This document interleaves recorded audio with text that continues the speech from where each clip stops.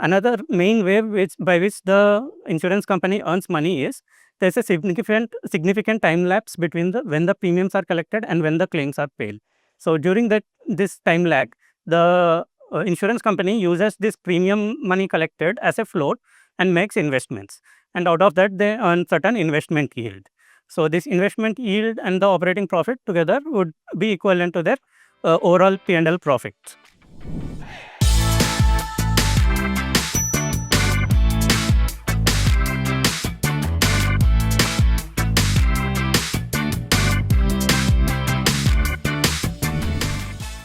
Hello everyone, good evening. The dates for the next 4 FOFs are on the screen.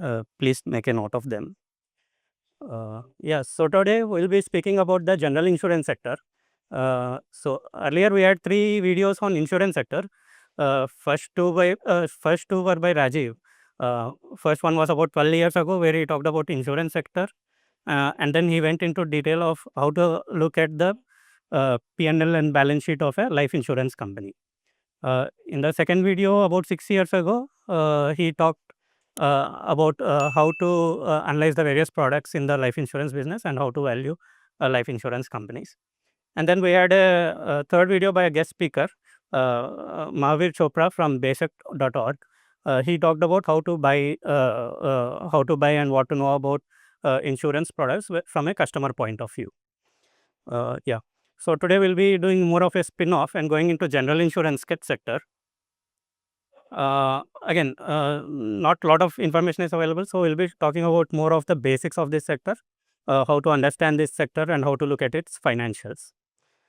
So the flow of the presentation will be, we'll be looking at the basics of insurance, subsegments of general insurance, understanding the financials of a general insurance company. First we'll use one made up illustration, and then we'll look at one listed company, go through the P&L and balance sheet, and then we'll look at some one framework called RAMELS framework, and then we'll look at the industry trends, what is happening there, recent development, and the risks that are involved in this sector.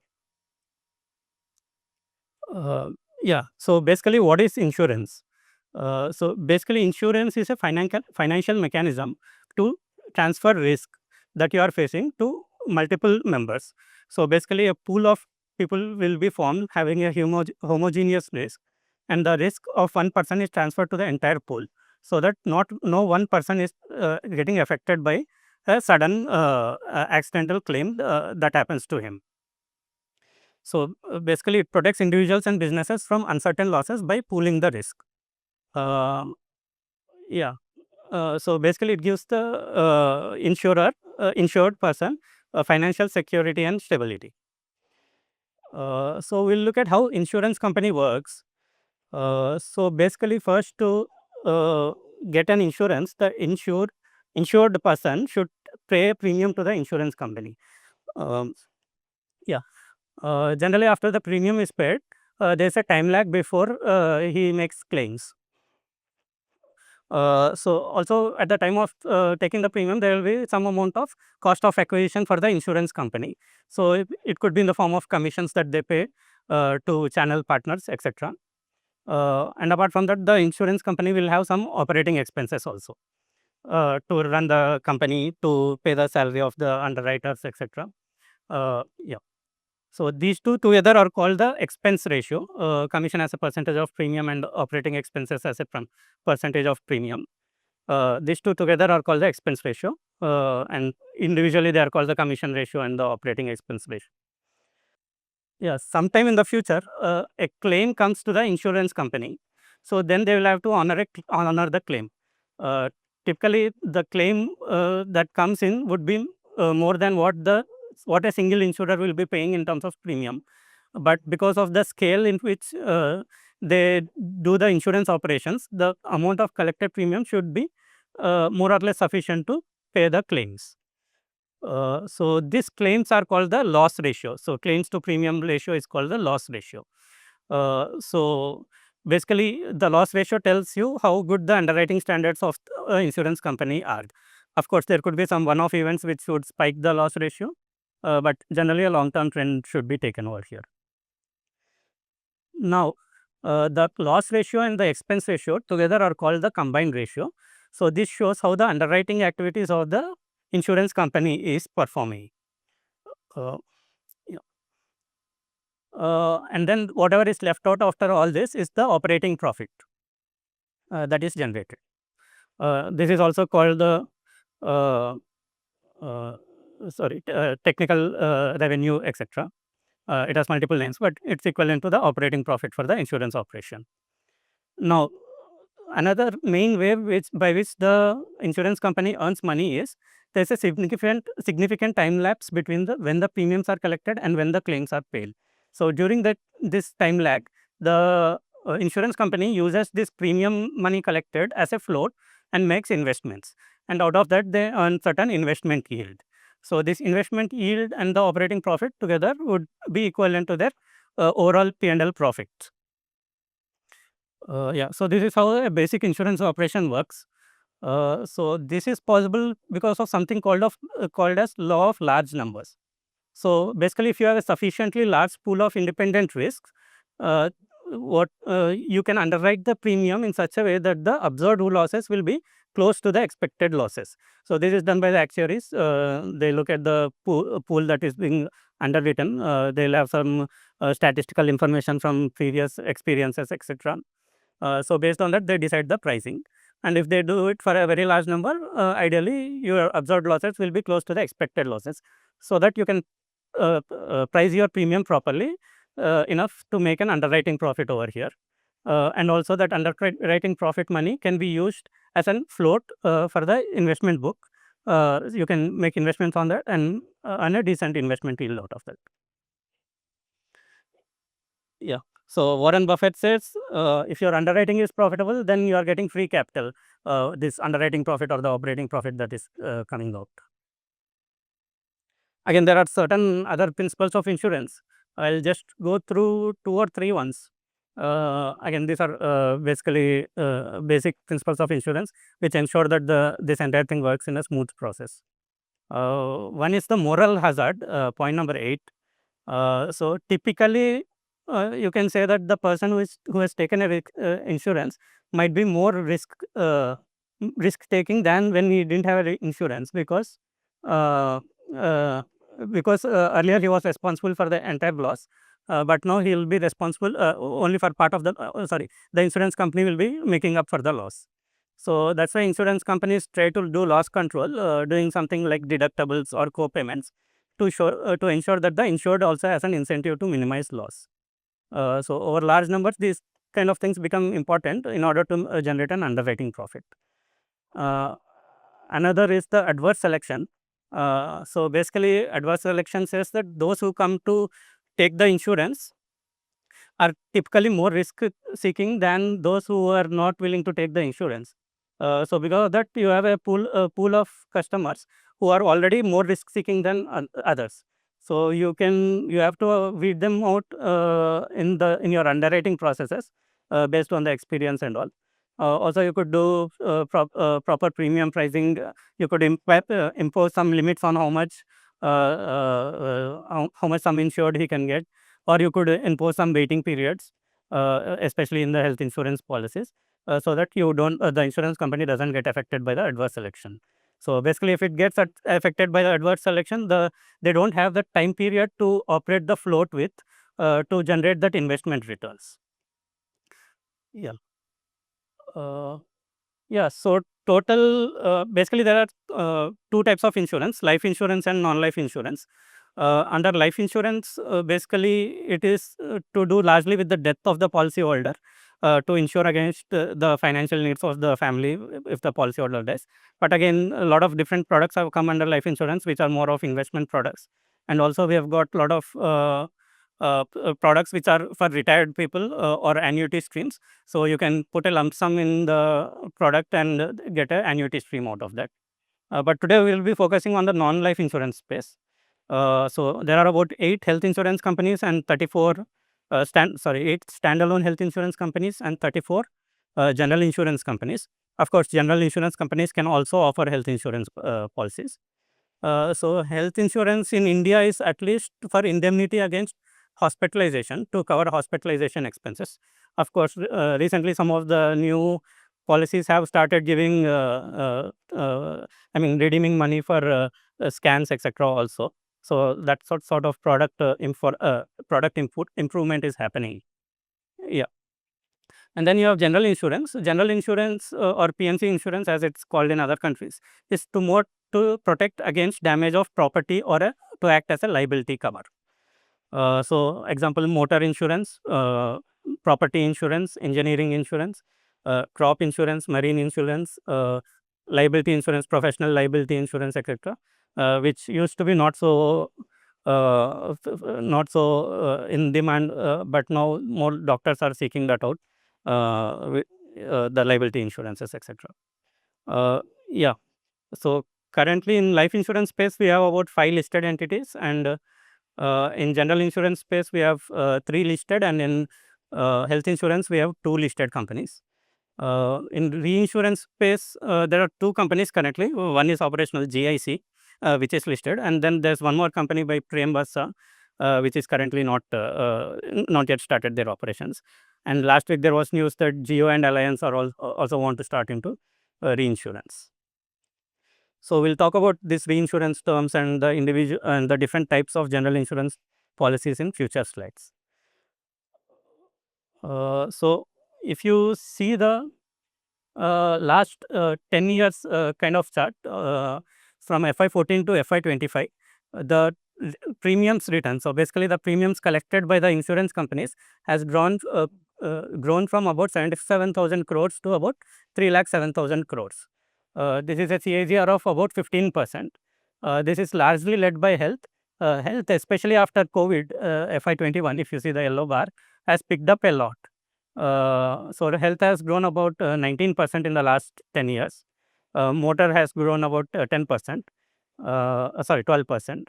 Earlier, motor used to be the largest policy among the insurance products, but now health has slowly picked up from motor insurance.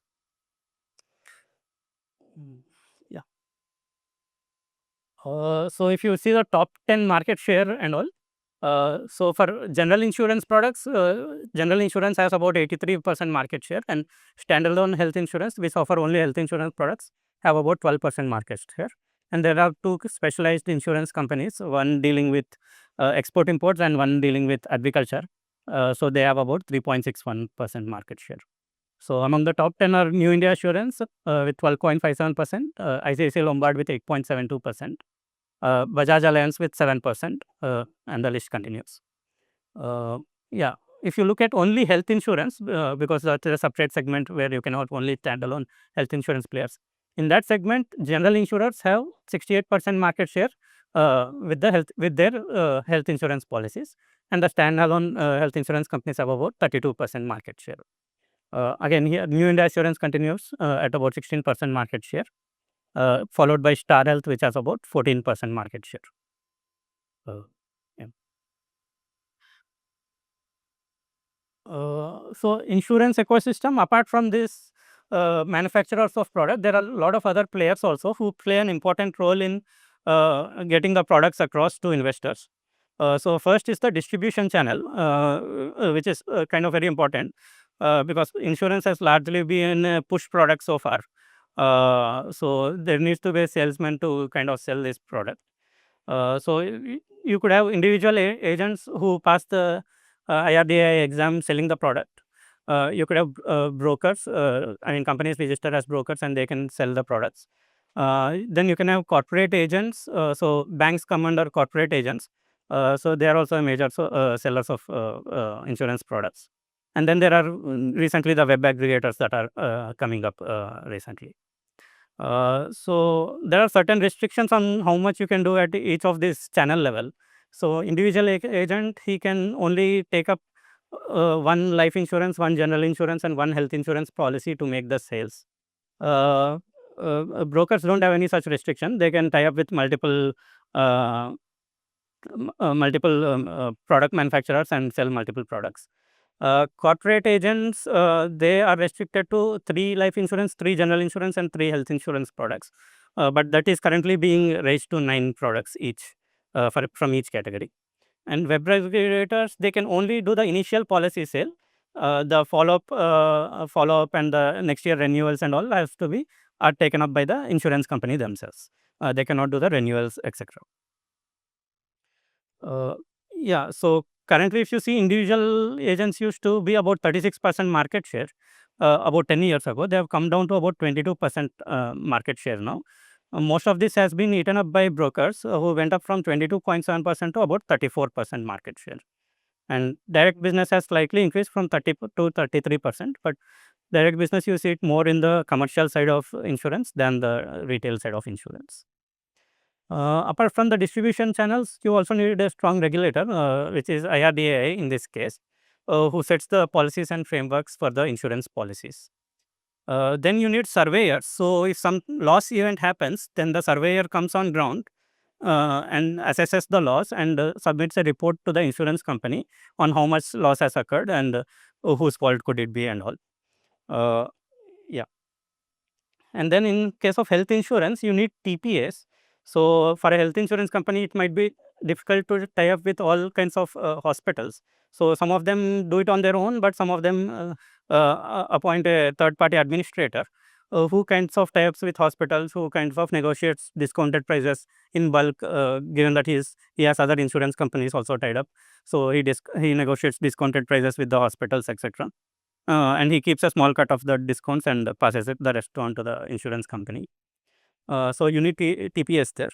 And then finally, you need reinsurance plans. So basically, the insurers themselves might be at risk because they're collecting so much of risk from various parties. And there could be various instances like it could not be an independent risk. That is ideally one of the principles that is that the risk should be in order for the insurance company to be profitable, or there could be some geographic concentration and all. So they might want to pass on their own risk to other players. So with the help of reinsurance, they do pass on their risk to other players. Yeah, so just one slide about the reinsurance industry. So basically, you can think of it as an insurance for the insurer. Currently, we have one active player, which is GIC. There's one approved player, which is the company, which is a joint venture with Premvatsa. Yeah, and then recently there's the rumor of Geo and Alliance. I mean, the notification of Geo and Alliance wanting to enter into this space. Apart from that, we have 11 foreign insurers who run branch offices in India, and they can do the reinsurance business in India. So most of them are the large reinsurance markets players globally, which includes Munich Re, Swiss Re, Hanover Re, etc. So reinsurance can be done in multiple levels. So you can do it at an individual policy level. Again, it's a negotiation between the company with the insurance company and the reinsurer on how they want to do it and what kind of pricing that they want to do it at. Or you could select a particular cohort of people and then do it at that level. Say you feel that you have too much risk in Mumbai auto insurance policies, then probably you can try to get the reinsurer to take on some of the risk of Mumbai auto insurance policies. Or you could do it at a product level. Say you feel that the auto insurance policies you did in entire India are not up to your underwriting standards. So you could try to pass on some of that risk to the reinsurance player. Yeah. And also you could do it at an entire portfolio level also, where on your entire portfolio you could try to do a reinsurance. So there are different ways of doing the reinsurance. One is called proportionate method, where basically you suppose you get 100 rupees of premium and you decide to reinsure 10% of your premiums, then you will pay 10% of your premiums to the reinsurance company, and when the claim happens, the reinsurance company will pay 10% of that claim amount. So that is proportionate. So whatever percentage you are giving to the reinsurer will also reimburse you in the same percentage when the claim happens. Then there are non-proportionate ways of doing reinsurance also. One is the excess loss method. So suppose if you have a portfolio of policyholders and you feel that you can take up to 60% loss on that portfolio, loss ratio you can take up to 60%, then you can say that anything over 60% I will reinsure and get a pricing for that from the reinsurance company. And then there are catastrophe excess losses. So typically, there could be some, say, floods or cyclone or tsunami in particular area, which creates a loss event for that particular area in a very huge way. So in order to safeguard for that, typically people take this catastrophe excess loss reinsurance, where above certain amount of loss levels, the catastrophe reinsurer will take up the claims. Again, the benefit that the reinsurer gets here is they try to do it globally across multiple geographies, so that they'll be paying out only in one region in a particular year and collecting the premium from the other region for that float income. Yeah, so apart from that, just like how insurance companies pay commission income when they to the channel partners when they are selling their insurance products. Same way, the reinsurance companies also pay a commission income to the insurance companies for kind of sending business the premiums their way. So in some cases, it might happen that the commission income that you are paying to the channel partners is less than the commission income you are getting from the reinsurance company. So in that way, you can even on the commission bit also you could be profitable. Yeah, in India currently there is a rule that all the general insurance companies have to cede 4% of their premiums to GIC. So this used to be as high as 10% about 10-15 years ago. Currently, it has come down to about 4%. So by law, you have to give 4% of your premiums to GIC for reinsurance. So yeah, we'll look at subsegment of general insurance. We'll see some of the intricacies that are there only in those subsegments. So that will be the focus in these segments.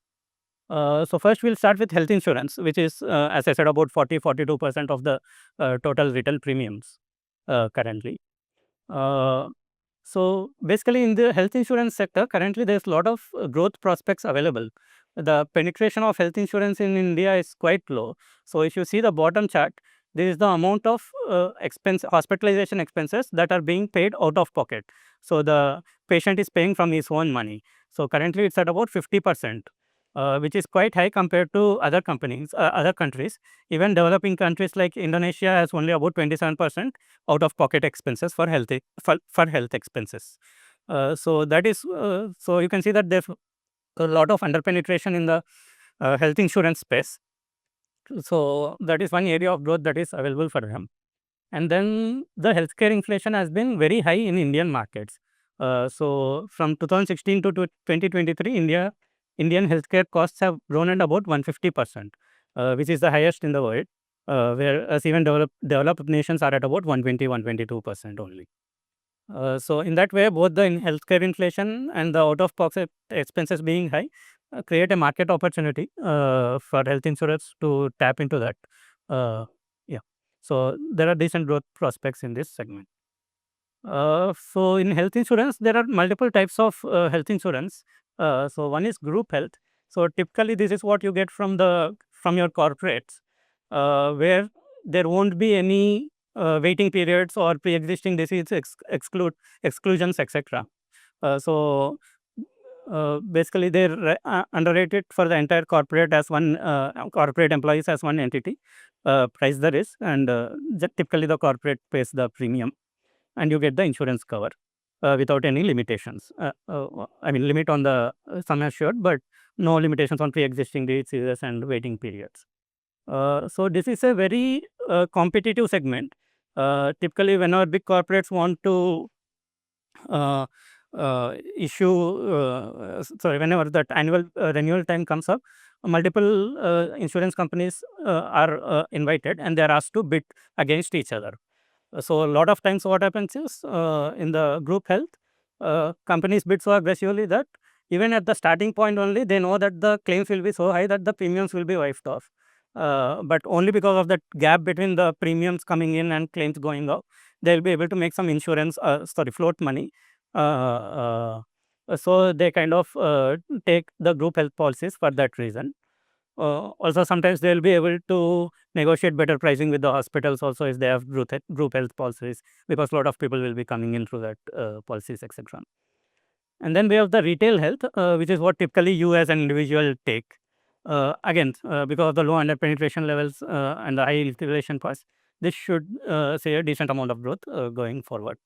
And there are government schemes. A lot of state governments run their own insurance schemes. Sometimes they approach these third-party these general insurance companies or standalone health insurance companies to come and underwrite them. They're also similar to group health. They kind of invite competitive bidding over there. Yeah, another peculiarity of this health insurance product is typically because of the waiting periods, exclusion of pre-existing diseases, etc. The claims will be initially low for certain number of years, and also the person cannot leave leave his insurance company and go to another company, because most of the time the pre-existing diseases are not again covered, and also the waiting periods again restart. Of course, there is some porting facility now, but it's not as smoothless as it's required to be.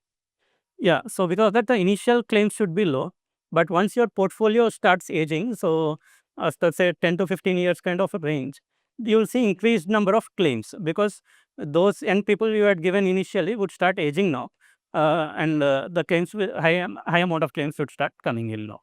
So basically, at this stage, if you don't have another cohort of young people coming in to sort of give you the claims without give you the premiums without making the claims, you might run into some difficulties in processing the claims, especially if your float book is not as good. Yeah. So again, TPS play an important role in there. They try to negotiate discounts with the hospitals, etc. Also, and also they help in managing for corporate employees the insurance policies, etc. Yeah. So there are two options to invest in a health insurance company. One, you could look at a standalone health insurance company, or you could look at a general insurance company which also does health insurance. So from an investment point of view, what you'll notice is the standalone health insurance companies typically have lower claims ratios than the overall than the other general insurance companies which do all kinds of businesses. This is because they have more focus on one line of business. Management is not stretched into multiple products and all. But the thing to note over here is these are only loss ratios. So when you add up your operating expenses and the commissions, this kind of shoot up to more than 100% in years like 21, 22, where COVID happened. But other insurance companies get a benefit there because they have other lines of insurance whose risk might not be in correlation with the health insurance policies. So if you see during the COVID period, the motor insurance claims were lower because fewer people were traveling. So they could kind of make up the money that they lost in health insurance from the motor insurance policies. But health insurance, standalone health insurance companies, because they don't have any other alternate product available, they might be hit a bit, and their earnings might be a bit volatile if such kind of events came happening. But yeah, from an underwriting point of view, they are typically better off because the management focuses on one product, and they typically do a better job negotiating with the hospitals, etc. Yeah, next we'll move on to motor insurance, which is about 32% of the market currently. So there are two types of motor insurance. One is the motor owned OD, which is for the own damage, where basically for the damage to your own vehicle, you can use this policy to claim expenses for the repairs. So this is not tariff. So there are no regulations on the pricing of the premiums now. So in 2007, it was deregulated. Now all the insurance companies, based on their own experiences, they can set up their own premium pricing. And then we have the motor third party, which is the mandatory legal cover that is required by the government. So because of that, the government controls the pricing over here. And also typically there's a long tail risk over here. So in motor OD, you either know whether the car is repairable or not. You can get the car repaired, or you can get it totaled and get the money, whatever you can get from the insurance company. But in third party, what happens is these are generally involving accident cases where they go to the courts and they take a lot of time. Because of which the long tail is created. Basically, long tail means it takes long time for the claims to be settled. Even though they occur in the year in which the premium is active, by the time the settlement comes, it could be 3-4 years kind of a scenario. But the one good thing is in that 3-4 years they can enjoy that float income to generate investment returns. Yeah, here you will see things like no claim bonus. If you don't claim in a year, then your premium in the next year will be lower amount and all. Earlier, this used to be not there, telematics based pricing. So in 2023, IRDAI allowed insurance companies to offer motor insurance based on telematics. So basically, what that means is, suppose you could be driving your car much lower than what the other persons in the pool would be driving. So basically, you could ask for a discount based on the lower amount of usage that you are doing, that you are going to use for the car. So currently, only the distance based benefits are there, but in advanced in developed countries like US and all, you'll have driving style based discounts also, etc. So we are still such kind of products are not yet launched, but currently that usage based pricing discounts are there in Indian market. uh, yeah, typically the general insurance companies do catastrophe risk because the motor, the cars, etc., get significant. I mean, completely damaged if there is a cyclone or flooding event in that city. So at a city level, geography level, they try to do a catastrophe risk done for that pool of assets. Uh, yeah. So these are very high volume. Yeah, sorry, I forgot to mention, but this is very competitive segment. So in third party, there's nothing anybody could do. Everybody has to offer the same pricing. But in own damage, there's a lot of competition.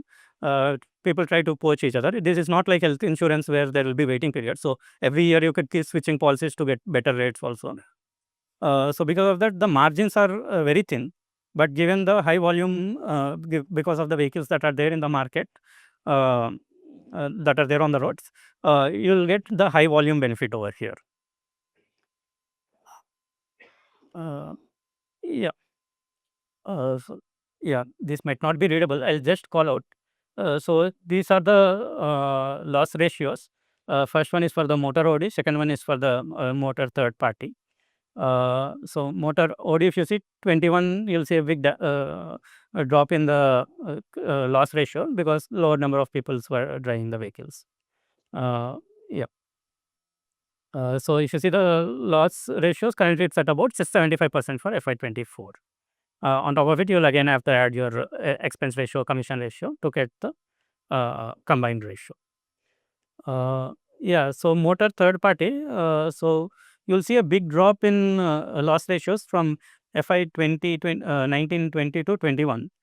This is because in 21, the government approved a increase in the pricing for third party insurance. So that was the last time it was done. So whenever that happens, generally, typically you'll see a drop in the loss ratio because the premiums are high. Yeah, currently it's still continuing at about 78-79%. Again, insurance companies say they are asking IRDAI for increase in third party premiums, but so far there's nothing that has come out. Then there are other segments of insurance. So something like property insurance, which is basically the fire insurance plus the engineering insurance. Even though it's named fire, it covers all kinds of damage to the property like floods, water damages, etc. Earthquakes also. And then the engineering is basically defect in a product not performing to what it was designed. Yeah, so this is more aimed at businesses, factory shops. I mean, houses are also eligible, but the usage of households in taking these property insurances is not as high in India as compared to USA. Here, the severity, whenever that comes, is very high, but the frequency of that severity coming is very low. Again, here also the catastrophe risk is taken by the insurance companies to take care of that one-off event where a cyclone or something comes and creates a big loss. Yeah, here the loss ratios are typically low, as I said. So the loss ratio is only about 40% in 23. But some event happens where the severity will be high. In that event, in that year, you will see a big spike in the loss ratios. So something must have happened in FY24 where it created a big spike in loss ratio up to 77%. Yeah, this was actually the cyclone that got into Gujarat. Because that this impact had come. Yeah, then there are some other kinds of insurance like crop insurance. So this is part of Pradhan Mantri Fasal Bima Yojana, launched in 2016, where the farmers are farmer crops, both the Rabi and the Kharif crop are insured. But this product is highly subsidized. So government pays about more than 95% of the premium. Farmers pay about 2 to 5% of the premium. So if it's a cash crop, they pay 5%. If it's a non-cash crop, they pay 2%. So when it launched, it became a huge success. All the insurance companies ran behind it to launch crop insurance products. But again, this is also a bidding process where you bid against other insurance companies, and this is done at a district-wise level. Uh, yeah. But immediately in 2 3 years, people realize that the competition is too high, that the making money out of it is not as easy. Also, if you see, notice it is for 2 crops in a season. So the float income, I mean, that time difference between the premiums coming in and the claims going out will be only about a 4 to 6 months kind of time period. And also there were issues earlier with government releasing the subsidies and all also, but currently it's all going well. Uh, yeah, this is also a long tail event. So recently, this was in the news about Bajaj Allianz General Insurance, that they insured the Kharif season in Osmanabad in Maharashtra. But a lot of farmers, they were not aware on how to file the claim, so they didn't file the claim. So after like 3 4 years have passed, they tried to file the claim, and Bajaj rejected that first, and then the High Court ordered that they have to encourage those claims, and then it's currently in the Supreme Court. So this kind of long tail risks are there in this business also. Uh, yeah, and then there are the marine insurance. Basically, there are two types of marine insurance: hull and cargo. Hull, you do it for the ship, and cargo is for the contents of the ship. Again, in these marine insurances can be done globally also. So some amount of global competition is also there in when trying to get a marine customer. And then there are the liability insurance like doctor liability, etc., which have started gaining prominence now. And there are other kinds of all small kinds of miscellaneous insurances, which make up the rest of the market. Yeah, so crop insurance earlier used to be about 10% of the market, but it has now come down drastically. These are the crop loss ratios. Again, average it is at about 80% uh, uh, loss ratio. But there are seasons where the loss ratio exceeds about more than 100%. Yeah, so I talked about reinsurance.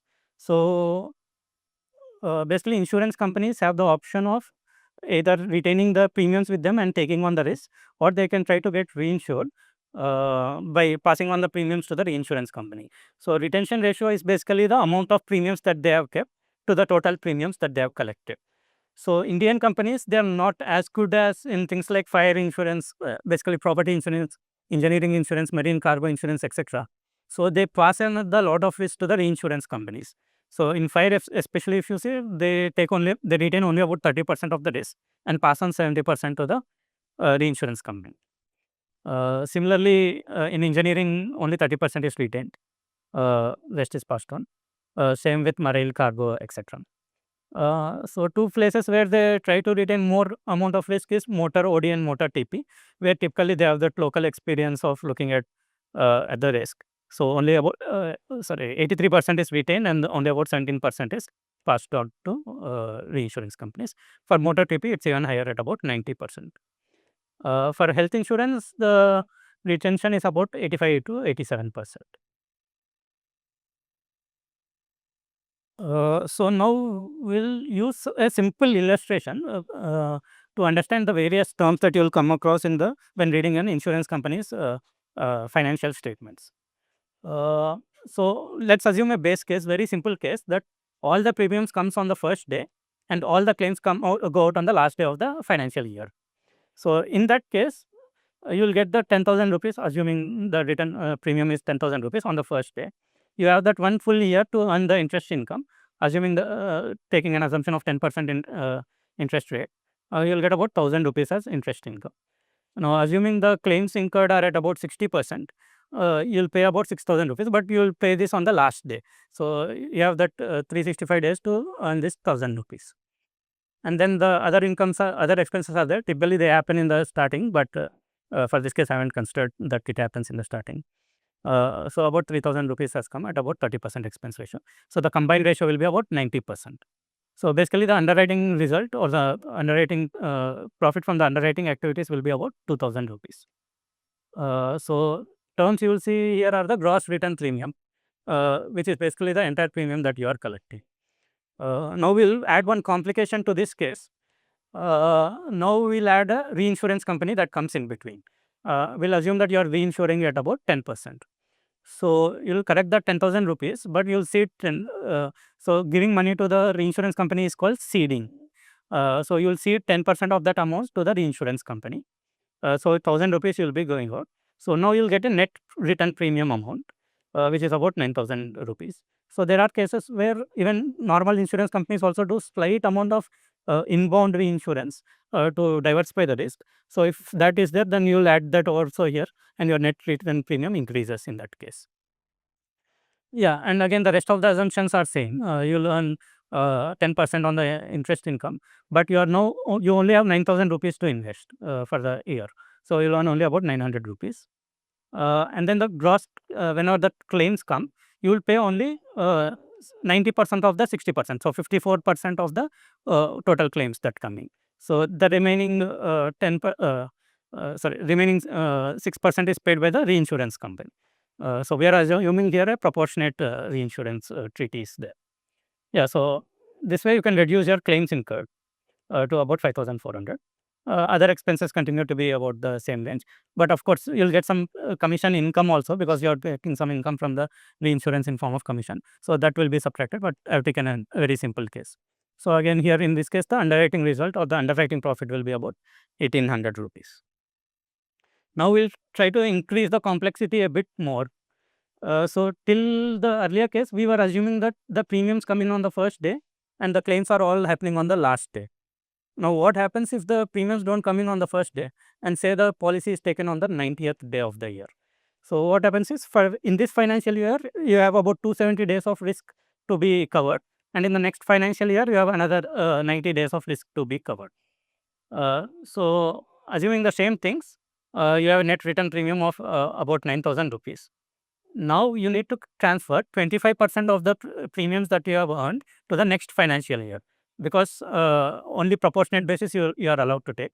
So you'll take only for 270 days in this financial year, and 25% you'll transfer to next year. So that is basically like unearned income in regular P&L statements. So to do that, you create a reserve called unearned premium reserve. So that's the UPR. To that reserve, you will transfer about 25%, so about 2,250 rupees. Now, again, if you take multi-year view, there will be an opening balance in the unearned premium reserve from the previous year. Some amount of that will come into the P&L, and then from some amount will go from this year's premium return to next year's reserve. So that kind of flow happens. That will be able to better look when we look at a proper company financial. Yeah, so this unearned premium reserve which you have removed, after that what you have left is called the net earned premium. So this is what you have earned as a premium for the risk that you are taking this year, which is about 6,750 rupees. And then the interest income will be the same. Even though the unearned premium is not there in the P&L, it's still there on your float income. So because of that, you'll be able to earn the float income or interest income on the full 9,000 rupees. Yeah. Yeah, and then gross claims are happening at about 60%. That's about 5,400 rupees. Now, what happens is, because the policy is spread across 2 years, even the claims will be spread across 2 years. So the actuaries will calculate some expected claims and all. Based on that, they'll create a claims reserve. So for the 25% amount where they expect the claims to be, this is a simple case I'm taking. They'll create a claims reserve and send it to the next year. So again, similar to unearned premium reserve, you'll have opening balance, closing balance, and this money gets added there, and whatever is paid gets subtracted from there, etc. Yeah, and then there's something called IBNR, incurred but not reported. So basically, the actuaries, based on their expectation, they have certain amount of claims that are supposed to come in. but those have not come in. So those would be incurred but not reported yet. So for that they create a separate balance based on their expectation, and we'll see how that expectation moves across the years. Yeah, so finally you have that net claim incurred and then the other operating expenses, and then finally you have the underwriting result. So basically you are creating three kinds of reserves. I'll talk about the fourth one a bit later. One is for the unearned premium, one is the claims reserve, one is the IBNR plus IBNER. IBNER is incurred but not enough reported. So basically they have some expectation of claims to be reported, but the claims have come but they have not reached that expectation. So they kind of reserve some amount for that also to be on the safer side. And then there is a premium deficiency reserve also. Generally, if a company is well run, you will not see this. So this premium deficiency reserve you will only see in the, say, bottom 5-6 insurance companies. So basically, they have not priced the risk correctly, and then now they realize that the premium should have been higher. So for that, they'll have to make a reserve out of their own earnings.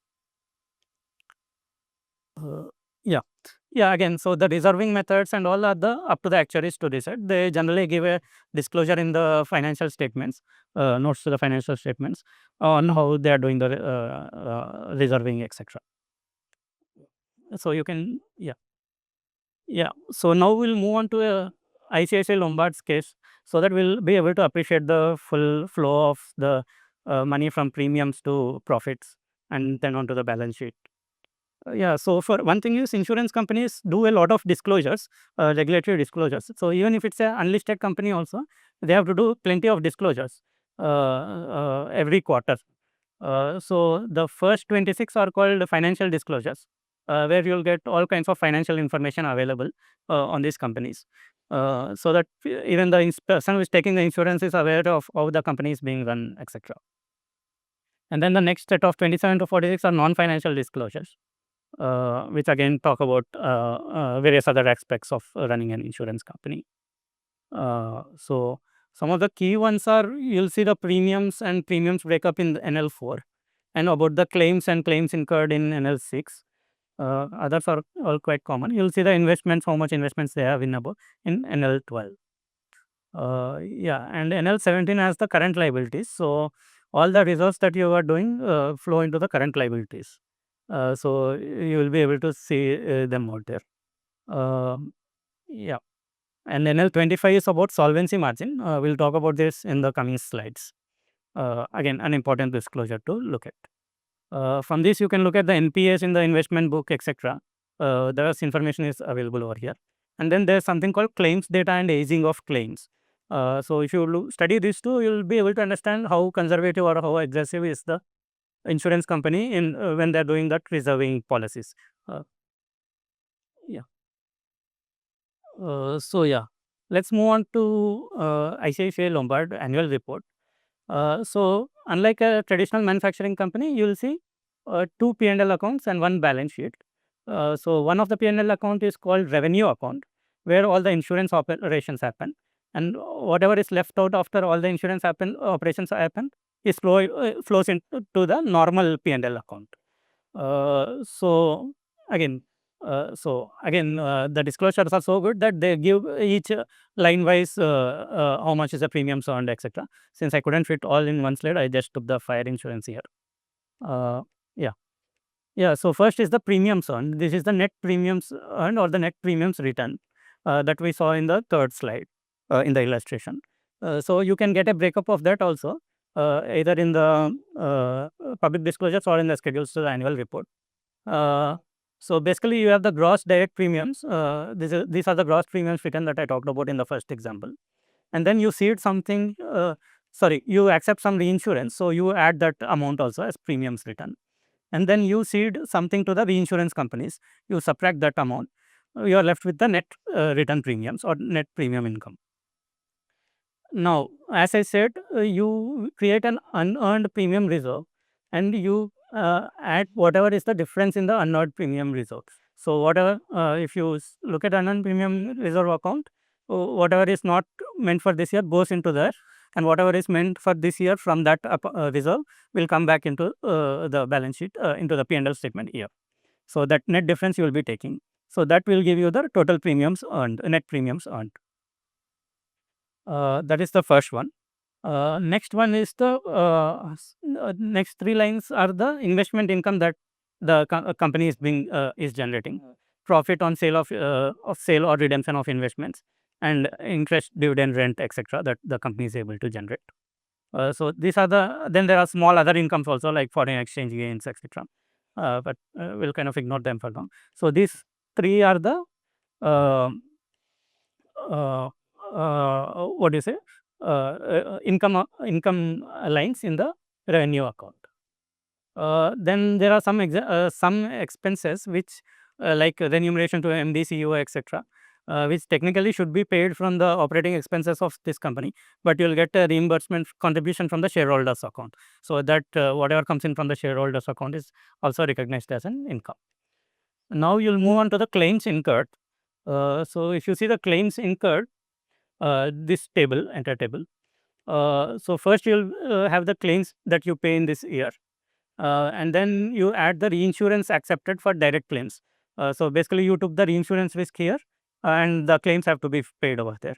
And then from that you will subtract the reinsurance that you ceded on your own books. So you'll get a benefit of that in the net claims paid. And then similar to, as I said, the unearned premium reserve, you will be having a claims reserve also. So that difference in claims reserve from opening to ending balance is taken into the total claims incurred ratio. Yeah, as I said, there will be some these things called IBNR and IBNER. So basically, these are estimates by the actuaries that certain amount of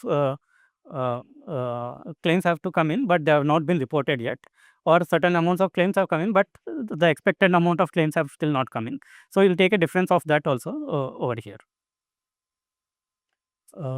Yeah. So again, going back. Yeah, next line is the commission income. As I said, there will be a commission inflow also because of the reinsurance. Uh, so in this case, for fire insurance, ICICI is actually earning commission from the reinsurance company, which is more than what they are paying to their channel partners. Uh, yeah, this happens because if the company underwrites, if the company cedes a lot of reinsurance, then typically they get higher reinsurance commission. And also, if they are doing a lot of direct selling, typically which fire is done directly in a lot of cases, so you don't have to pay as much to your channel partners. So there are cases where even the commission expense will be a negative number, making it an income for you. Yeah. Yeah. So, yeah, commission I talked about. Then there are the operating expenses related to running the insurance business, which will include all the salaries of the personnel which are there in the insurance company, etc. That you need to pay, the underwriting team that you need to pay, some medical tests that you make them, the policyholder, those expenses are recorded here. So everything related to the insurance business is recorded over here. Uh, and then premium deficiency, as I said, most of the good run companies, I've never seen them having a premium deficiency. Yeah. So this leaves you with the underwriting profit or the operating profit. That sometimes there are certain rules that IRDAI says that you have to create a catastrophe reserve. When that reserve deplete, you have to send money there. But otherwise, they go to the shareholders account and are free for the shareholders to use. Uh, yeah. So that amount 78,331 that has come for the fire insurance policy, here it is reported as an operating profit line. From now onwards, this statement will look like a typical P&L statement of a manufacturing company. So yeah, there will be, so the interest income you saw earlier was only on the policy holders float that is there. But once that claim period is over, that that float flows into the shareholders. So the interest income that you see over here will be the shareholders interest income that is being earned over here. Yeah, there will be other income like income tax refunds, recovery of bad debts, etc. And then you do provisions for bad debts on your investment book, etc. Yeah, so more or less normal, you'll get the PBT, and then you pay the taxes and you get the PAT. So yeah, once that revenue account is done, the rest of it is more or less like a typical P&L statement. Yeah, so coming to the balance sheet, again, not something that is very too different from the typical manufacturing company balance sheet, but only some things you will notice are this fair value changes. So currently, as per the existing rules, the mark to market gains on the shareholder funds and the policyholders funds are to be run through the fair value account. So that is one thing extra that you will see over here. These are the investments that are available in the shareholders and the policyholder accounts. Yeah, more or less the remaining things are same. So the reserves that are there for that, so all those three things that I said earlier, they will be part of this current liabilities line. Yeah. So basically, this table, I mean, it's not for reading, but just observe the shape of it. So it's like a triangle kind of shape, upper one and the bottom one also. So basically, this is called development of loss table or loss triangle. So basically, what happens is this is a 10-year history from left to right of the losses that are incurred. So basically, when they're underwriting the policy, they'll have some original estimate of how much losses that they'll incur in a particular year. So in 2015, they estimated that they'll incur about 22,665 crores of losses. But all the losses won't come in 1 year, as I said earlier. But as the years go on, you'll be able to recover. You'll be able to pay for most of the losses because you keep this in a separate reserve account, the claim reserve account. Yeah. So 1 year later, most of the, 70 to 80% would be paid, and that keeps increasing. But as the years pass by, you'll also get a better understanding of how much overestimation or underestimation that you have done when estimating these losses. So at the bottom, if you'll see so first one is the estimated ones. These are the actual losses that are re-estimated. Sorry, re-estimated, not the actual losses that they do every year based on what they're observing in their policy portfolio book. Yeah. So because of that, there will be some adjustments. So generally, if it's a conservative company which does more claim original estimates on the claims, typically they would see a favorable development account, which will be a write back of those losses back into your shareholders account. So if you see, this is for ICICI Lombard for all policies put together. There have been decent amount of write backs, about 1.5%, 8%, 6%, 13.9%, etc. So this you can use as a proxy to see how conservative or aggressive the management is in terms of creating the reserves, in terms of estimating the losses, etc. Yeah, so this is where you will see the reserves exactly. So this is part of the public disclosures. So currently they have an unearned premium reserve of about uh, 10 lakh, 10,966 crores. Premium deficiency reserve is 0. Unexpired risk reserve is about 10,966 crores. So basically A plus B. Then the outstanding claim reserves are about 8,771 crores. And then the IBNR reserves are about 14,903 crores. So total, all these three reserves together are called the technical liabilities, technical reserves also. So that's at about 34 lakh 64,000. 34,641 crores. So this technical liability you can use as a proxy to see where the investment book is, to see if the investment book is able to cover these all these liabilities, because there could be an event that all of this might come in. Rare event, but there could be a possibility that all of this might be due. Yeah.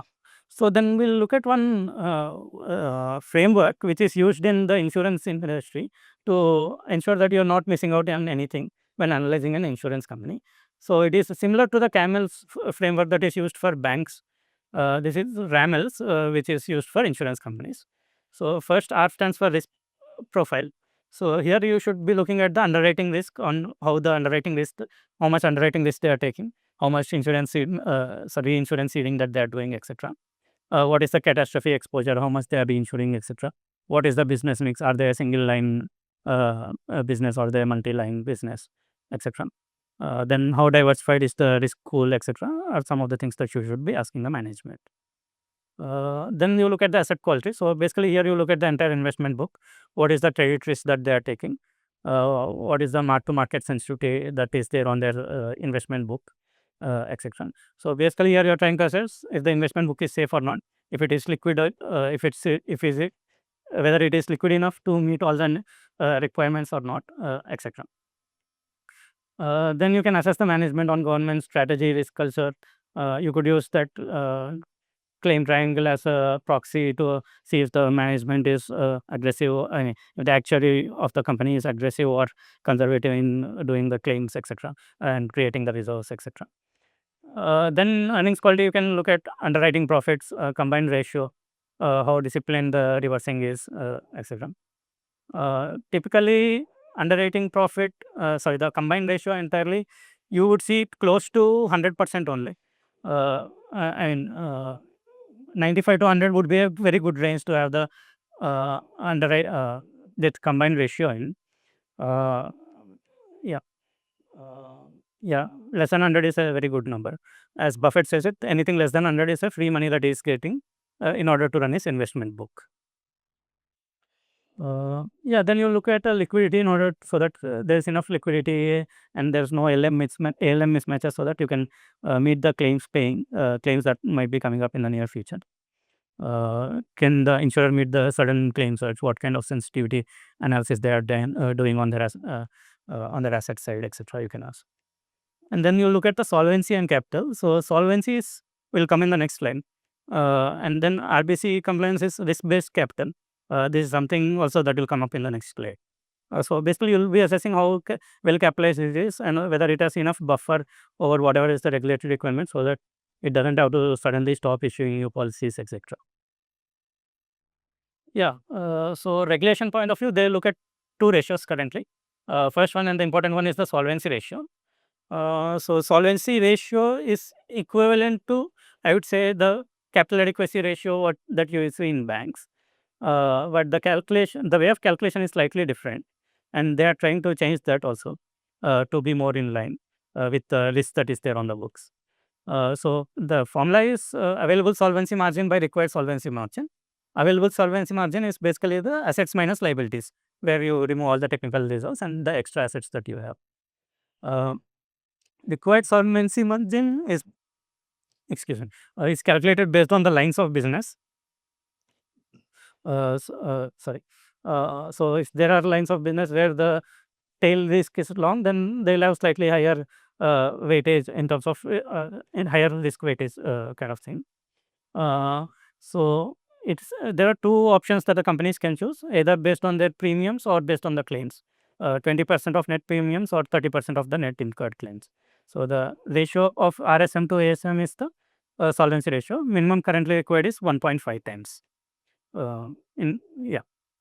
Again, we are seeing some new developments which are coming up, which will slightly change these equations. We'll look at them in the coming slides.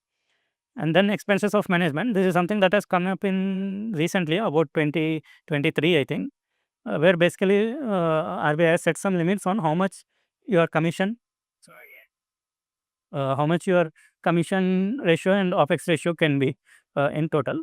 They have set about 30% for general insurance companies and 35% for standalone health insurance companies. So it's in a way controlling their expenses, including the commissions that they are paying out.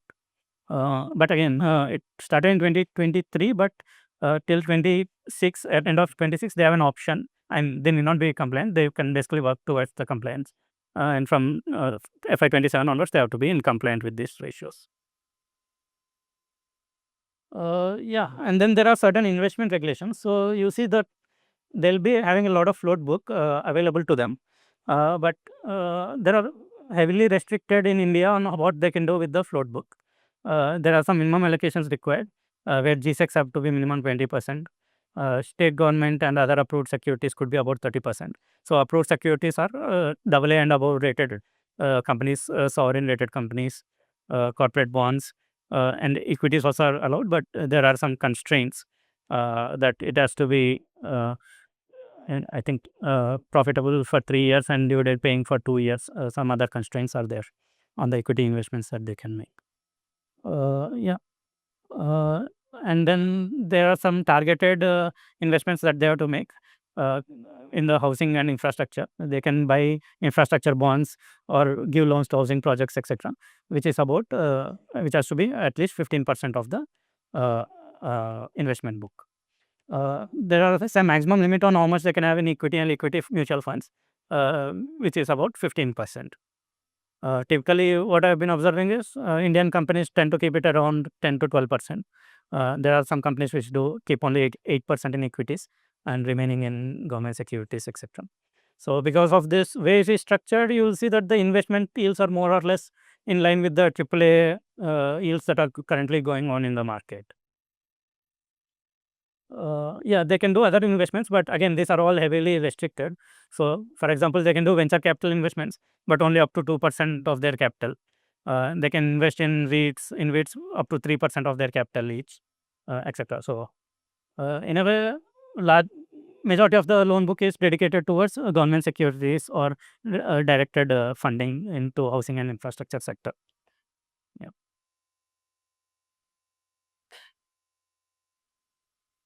Yeah, so we'll look at some trends in the insurance industry.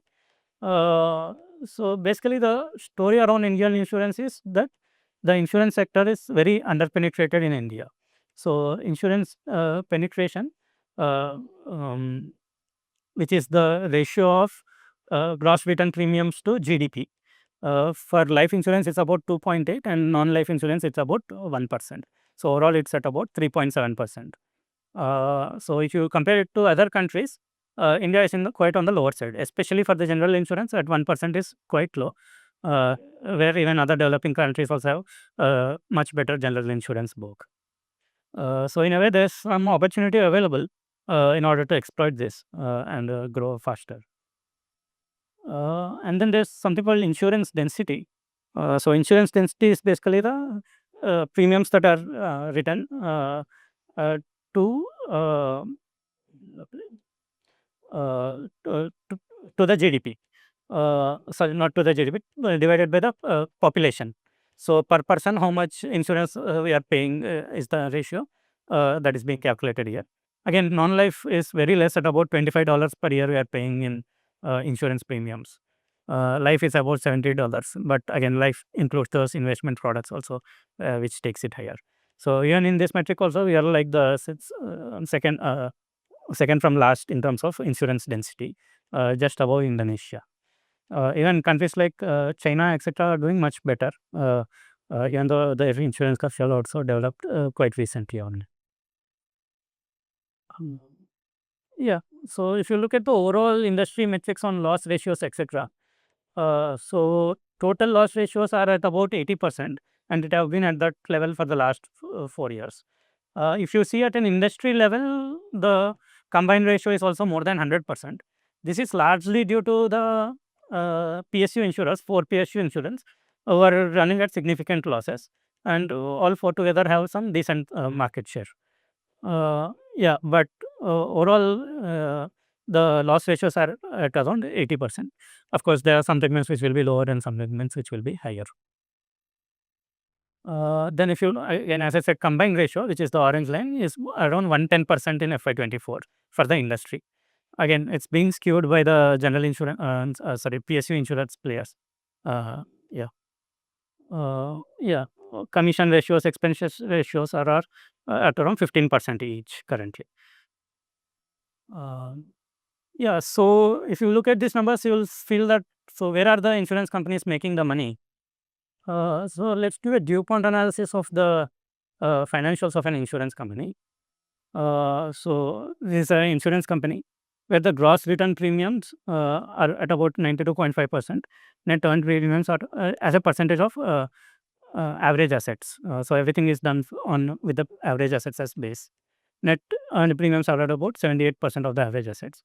Claims are at about 62%, but you pay commission expense and operating expenses also. So this keeps your underwriting profit at about 0.5%. If you see FY22 was negative because of the health insurance claims that had come in that year, etc. But the investment income has been steady over these years. So the majority of the returns are coming from the investment income. So if the underwriting income could provide a small boost to the investment income, you will see a good result for that company in that financial year. Yeah, then there are small other expenses also, and pre-tax profit tax, and then ROA comes to about 5.1%. And then there's the investment leverage that's available on the book, which takes your ROE to about 14.4%.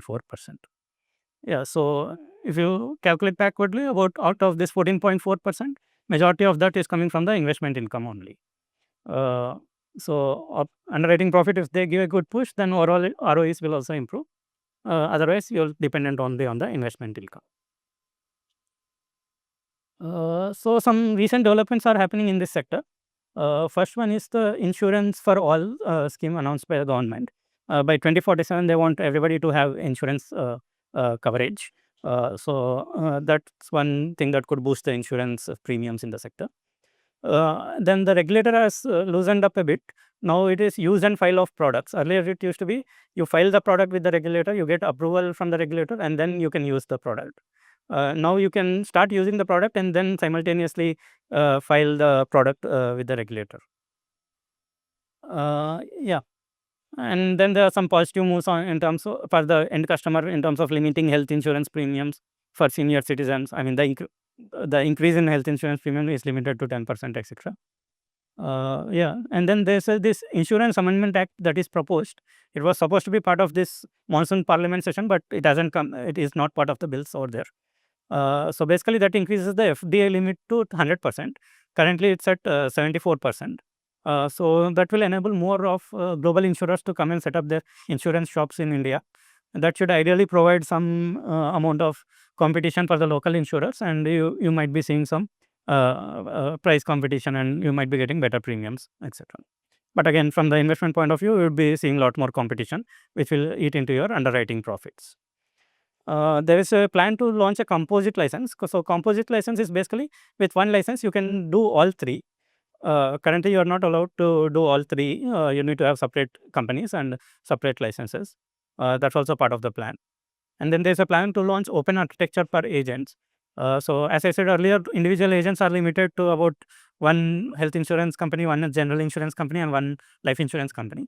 But once this open architecture comes in, agents will be able to sell multiple products from multiple agencies at the same time. So it could be a bit of a trouble for those insurance companies which have built a strong agent network over the years, and now those agents are open to sell all kinds of policies if this comes through. Then there is India's 117. So basically, like how the manufacturing companies moved on to India's system, this is proposed for the general insurance companies to move on to India's system. So this point we will highlight in the next slide to talk more about this. Currently, we are following the Indian GAAP system for insurance companies. And India's will be more in line with the global standards. And currently, solvency ratio we are calculating on a certain set formula. There is a plan to change that and to set it to a risk-based solvency ratio calculation. So based on your risk history and all, you can your solvency ratio will be varying from one company to another. And then there are certain other measures which are being undertaken to improve the entry of new players easier into the segment. The minimum amount of investment capital required is being increased, etc. Is being decreased, etc. Yeah, so India's 117. So not all these points are related to India's 117. But one thing that has come up this year from April 1st of 2025 is something called 1/n accounting. Earlier, as I said in my third illustration, where basically you are receiving premium for only 90 days, and you have to send the remaining unknown premium to the next year. So there are currently certain regulations which allow you to book additional income in the current year. So suppose if the company is following quarterly system where they upsell the current whatever they earn in the current quarter, they take it that the entire quarter they have earned that income. So basically they are recognizing more premiums in the current years. So 1/n system says that you'll have to divide by 365. And so if the policy is there if the policy has come in with only 45 days left in the premium, 45 days left in the month, in the quarter, they'll be only eligible to take 45 days of premium in their net earned premiums. Earlier they were taking 1 quarter full of worth of premium. So this kind of is deflating the uh, premium growth rate this year. Again, this will be a one-off thing because they are adjusting from old accounting standard to new accounting standard. So that drop, if you see, it is because of this reason. Yeah. Then there's amortization of acquisition cost over life of product. Currently, the acquisition cost, the commission income, and the relevant operating expenses are being recorded only at the start of the premium. So this allows you to amortize that over the life of the product. So in a way, you'll be getting better positive ROEs just because of an accounting rule change. Then there's the mark-to-market gain of investment book that will follow to the P&L. And so this will create some volatility to the PAT numbers that you will be seeing going forward. And then currently the long tail risk is not discounted. So whatever is the long tail risk that is there on the books, that full amount you have to maintain. The Ind AS 117 allows you to discount that amount and then only maintain the discounted amount on your reserves. Yeah. So immediate loss recognition for onerous contracts. So basically, as I said in that example of group health insurance, from day one they know that the claims will be higher than the premiums. It's just that the time lag that they are playing with. So if they are underwriting such kind of contracts, then they'll have to recognize the loss, the expected loss that they see in that particular group health policy at the starting itself. So again, that will create some kind of volatility in your P&L numbers. And again, asset quality is moving on to ECL provisioning, similar to what we are seeing in NBFCs now. Yeah. Yeah. So currently, Ind AS 117 is live from this year. Only the pro forma filings have to be done with IRDAI. Based on what the companies file, how the experience is and all, they will take a call after December whether they want to launch it from FY27 onwards, or there might be more time required to launch this. Yeah. So overall, the risks in the sector are, the main one will be the underwriting risk. If you don't underwrite properly, you'll be losing a significant money, and you might end up having to eat into your float income also, float investment book also. Then there's the investment risk. So on the investment book, there will be the credit risk of something defaulting, and then there's also the asset quality. And then there's also the changing interest rate risk that will be there on the book. Yeah. Again, it's not as prone as in the life insurance, because in life insurance, your interest rates affect your discounting factor also. Here, the discounting factor is not there as much. Yeah, and then the premiums are dependent on the insurance and reinsurance cycles. So there's something called soft market and hard market. So typically, when the claims are very high, people start increasing the premiums, which will make it unattractive for customers to come in, and then slowly new competition comes in and starts undercutting the prices, and then again the market will move to a soft market. So that cycle will keep continuing. Companies have to realize where they are in that cycle, and based on that they take their reinsurance decisions. If the markets are hard, then the reinsurance will be difficult, at prices which are not suitable for them. So that time they'll take more risk than what they would have ideally wanted. So new entrants, it's become easy for new entrants to coming. So pricing pressure can be expected over there. Regulatory risk, again, you can't do much with the investment book. Very limited amount of things that you can do with the investment book, and also whatever new regulations come up, they might be having a one-off impacts, etc. And from the underwriting point of view, catastrophes and pandemics, as we saw in 21-22, they create a big impact on the P&L. Yeah, and for the health insurance in particular, we are seeing different kinds of models coming up now. So Narayana Hrudayalaya, which is a hospital, has entered into health insurance, and they want to target their hospital patients for giving out the health insurance policies. So if they are able to select a better cohort of people, then the worser cohort of people will be left for the other companies. And typically, because it's a hospital, it will have better access to information than an insurance company. And then there's something called HMM model, which Policy Bazaar is trying to make, where they own the hospital, and so basically by owning the hospital, they are able to control the claims, etc., in a much better way. So such kind of things are coming up. We'll have to see how they progress. Overall, it's an interesting sector to keep tracking. The growth prospects are there, mainly because the regulatory reason in third-party insurance, where you compulsory require a third-party insurance, then the inflation that is happening in the health insurance, and then the financialization of savings that is happening, which will enable you to buy more of these insurance products. Digitization, etc., will make it easier to buy insurance products. And then the penetration levels are currently low, and a lot of scope is there for improvement over there. Yeah, there are 6 directly listed companies like ICICI Lombard, New India Assurance, Go Digit, Star Health, Navi Bupa, and GIC.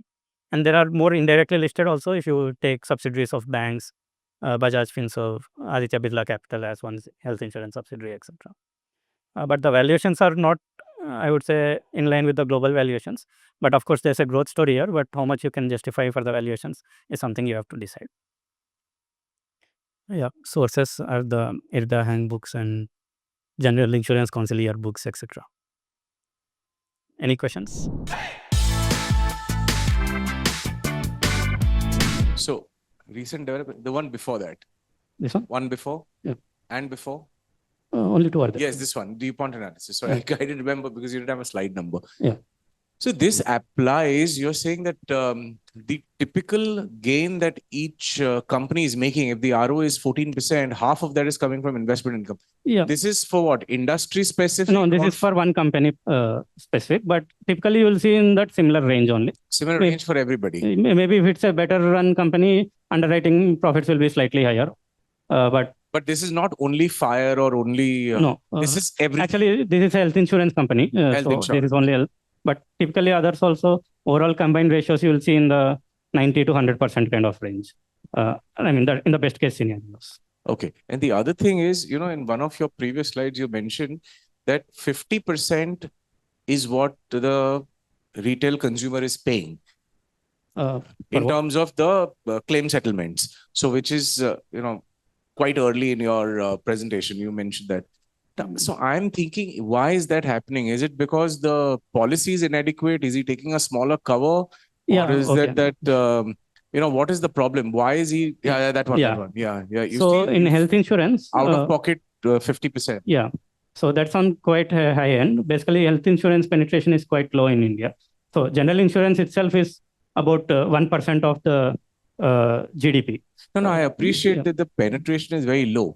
But when you are saying that a consumer on an average is paying half of the claim himself. Because they don't have the health insurance. So for the hospital, the income, 50% is coming directly from the consumer, only 50% is coming from insurance. This is hospital data. This is not out of the people who bought health insurance. No, not out of the people who bought. Because typically, copay does not cross 20-25%. Yeah, it won't. So half population is paying money from their pocket. Yeah. That's okay. Thank you.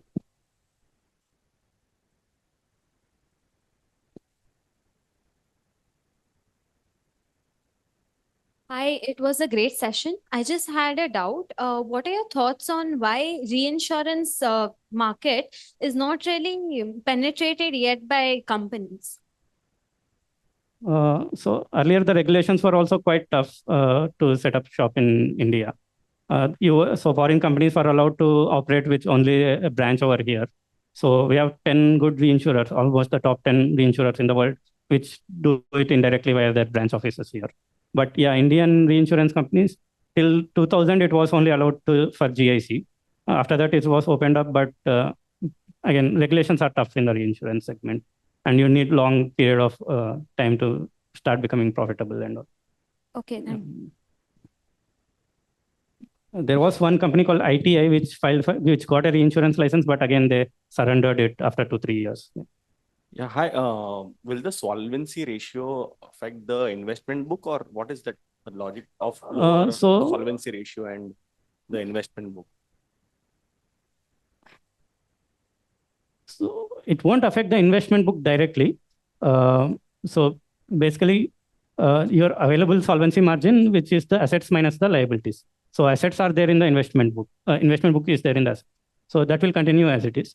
But if your assets are not to the proper level, then the amount of risk that you can underwrite will be lower. So it will affect your growth rate.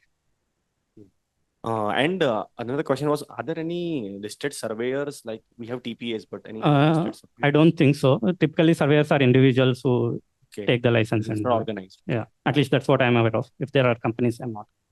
Thank you.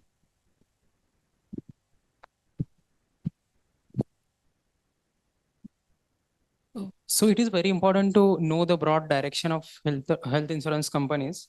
So do you have any data where the total amount spent on the healthcare sector related to the overall healthcare sector, amount of claim settlement done by the insurance company, and so total gross weighted premium is nearly around 3.5 lakh crore, out of which 40%, nearly 1.4 lakh crore related to the health insurance company. So do you have data? Sorry. You will get that data in some of these disclosures, how much claims that have come in, how much claims that they're paying out, etc. So based on that, you can calculate on claims incurred, claims paid out, etc. I mean, it's not difficult. I think IRDA also accumulates for the health insurance sector and all and publishes that data. I'll have to check, but I don't have it offhand. Okay.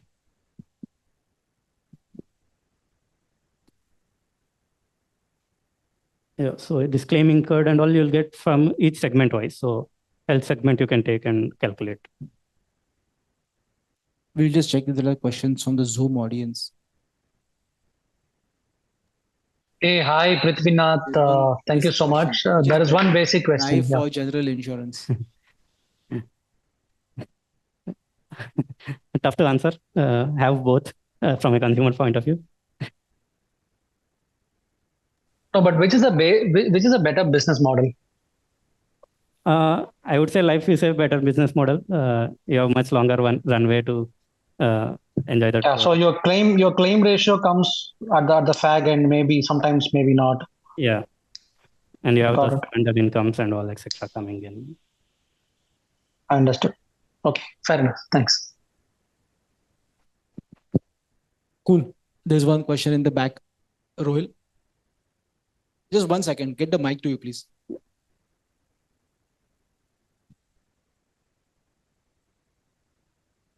What are good valuation metrics you use to value insurance? Typically, I'd say value the general insurance company in price to book value because it's the balance sheet that is giving you the strength to run the business.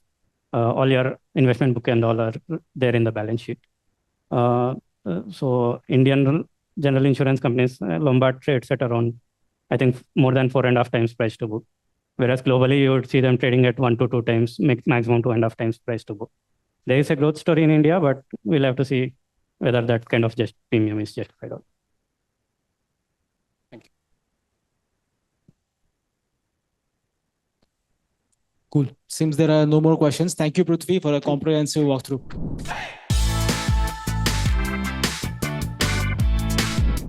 Mutual fund investments are subject to market risks. Read all scheme-related documents carefully.